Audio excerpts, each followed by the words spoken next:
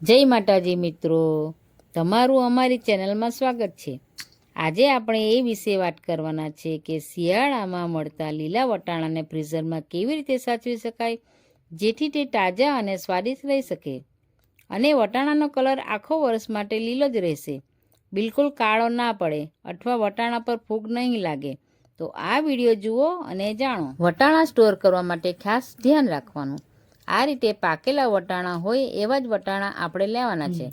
ઘણા વટાણા આ રીતે હોય છે, આ વટાણા સ્ટોર કરવા માટે યોગ્ય નથી, તો વટાણા સ્ટોર કરતાં પહેલાં બધા દૂર કરી લેવાના। જે મોટા દાણાવાળા વટાણા છે તે જ વટાણા સ્ટોર કરવા માટે ઉપયોગમાં લઈશું। કૂણા દાણાવાળા વટાણા પણ આવી જતા હોય છે, એમાં પાણીનો ભાગ વધારે હોય છે, એ વટાણા લાંબા સમય સુધી સારા નથી રહેતા। સૌથી પહેલાં એક બાઉલમાં પાણી લઈશું અને એમાં વટાણાને ધોવા નાખીશું અને વટાણાને બરાબર ધોઈને એનું પાણી નિતારી લઈશું। આ રીતે વટાણા સ્ટોર કરવા માટે અહીં મેં 2 કિલો જેટલા વટાણા લીધા છે। તમારે જેટલા વટાણા સ્ટોર કરવા હોય તેટલી ક્વોન્ટિટીમાં વટાણા લેવા। હવે વટાણાને બોઇલ કરવા માટે 2 લીટર જેટલું પાણી ગરમ કરવા મૂકીશું। પાણી આપણું સરસ ગરમ થઈ ગયું છે। અહીં પાણીની ક્વોન્ટિટી થોડી વધારે રાખવાની અને એકદમ સરસ પાણીને ગરમ કરવાનું। તમારી પાસે મોટું વાસણ ના હોય તો તમે 2 ભાગમાં પણ વટાણાને ગરમ કરી શકો છો। હવે આ ગરમ પાણીમાં 2 થી 3 ચમચી ખાણ ઉમેરીશું। ખાણ અહીં પ્રિઝર્વેટિવનું કામ કરે છે, સાથે સાથે વટાણાનો લીલો કલર જળવાઈ રહેશે, વટાણાની મીઠાશને બિલકુલ ઓછી નહીં થવા દેશે। હવે વટાણાને ફોલીને રાખ્યા છે તે ગરમ પાણીમાં ઉમેરીશું। ગેસની ફ્લેમ હાઈ જ રાખવાની છે।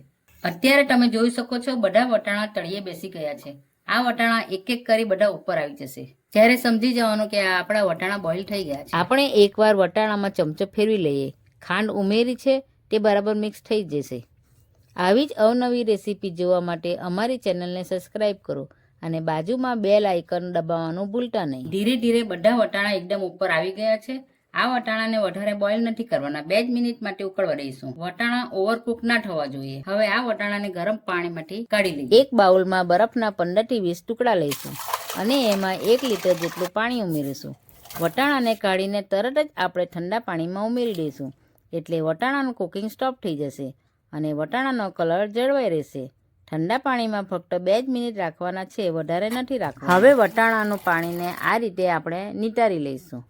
અહીં મેં એક કોટનનું કપડું લીધું છે, તેના ઉપર બોઇલ કરેલા વટાણા પાથરી લઈશું અને હાથના વડે બધા વટાણાને સમાન રીતે પાથરી લઈશું, જેથી વટાણા જલ્દીથી કોરા થઈ જશે। હવે વટાણા પથરાઈ ગયા છે તો એને 1 કલાક સુધી ફૂલ પંખાના નીચે સુકાવા દઈશું। 1 કલાક પછી તમે જોઈ શકો છો વટાણામાં બિલકુલ મોઇસ્ચર નથી અને એકદમ લીલો કલર જળવાઈ રહ્યો છે। તમે લીલા વટાણાને એક કન્ટેનરમાં પણ સ્ટોર કરી શકો છો અને જો તમારી પાસે કન્ટેનર ના હોય તો બજારમાં સ્ટોરેજ કરવા માટે ઝીપ લોક બેગ પણ મળતી હોય છે, જેથી વટાણામાં કોઈ એર ના જાય અને ફૂગ ના લાગે અને લાંબા સમય સુધી ફ્રેશ રહેશે અને વટાણા માટે સ્મેલ પણ નહીં આવશે। આ જ રીતે તમે પણ આખું વરસ વટાણાને ફ્રીઝરમાં સ્ટોર કરી શકો છો।